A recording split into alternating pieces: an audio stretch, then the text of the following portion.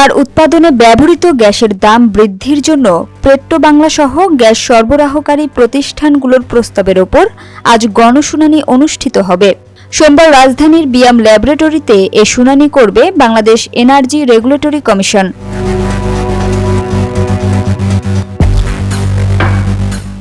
সরকার এরই মধ্যে সার কারখানায় সরবরাহ করা গ্যাসের দাম বাড়ানোর প্রস্তাব অনুমোদন করেছে।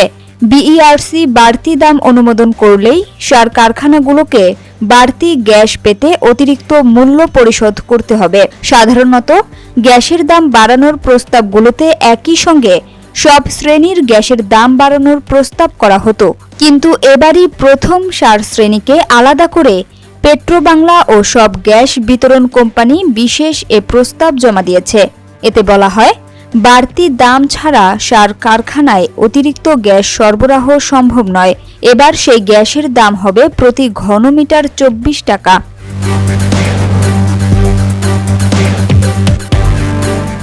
বর্তমানে প্রতি ঘনলিটার গ্যাসের দাম 16 টাকা।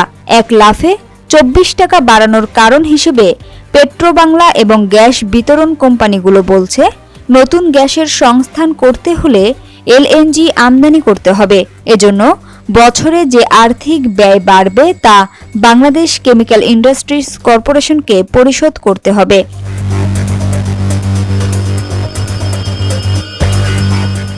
জ্বালানি বিভাগ সূত্রে জানায়, সার কারখানায় 2019 সালে প্রতি ঘনমিটার গ্যাসের দাম নির্ধারণ করা হয় 4 টাকা 45 পয়সা।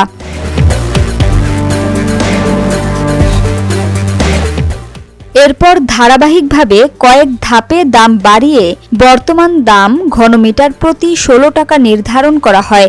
তবে বিসিআইসি গ্যাসের বাড়তি দাম পরিশোধ করা থেকে বিরত রয়েছে।